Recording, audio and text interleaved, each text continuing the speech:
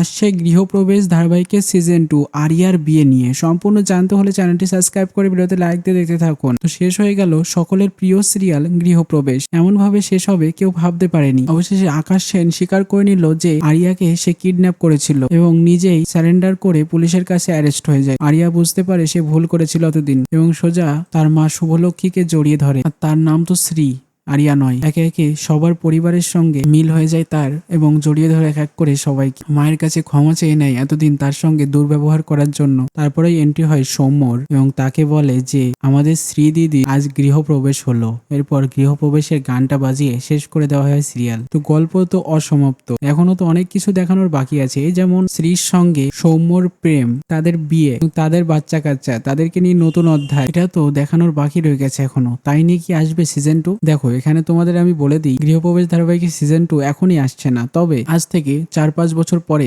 আসলেও আসতে পারে গৃহপ্রবেশ ধারাবাহিকের সিজন 2। তবে আমি স্টার জলসাকে অনুরোধ করছি গৃহপ্রবেশ সিরিয়ালটার সিজন 2 আনা হোক। আরিয়া এবং সৌম্যর বিয়ে, তাদের প্রেম কাহিনী দেখিয়ে বেশ ভালো করবে সিজন 2টা। অবশ্যই দেখতে চাই আমি সিজন 2 গৃহপ্রবেশের। তোমরাও একমত তো? কে কে দেখতে চাও গৃহপ্রবেশ ধারাবাহিকের সিজন 2 আর কে কে মিস করবে গৃহপ্রবেশ সিরিয়ালটা? অতি অবশ্যই আমাদের কমেন্টসে জানিয়ে এখনই সাবস্ক্রাইব করে নাও আমাদের ইউটিউব চ্যানেল। ধন্যবাদ।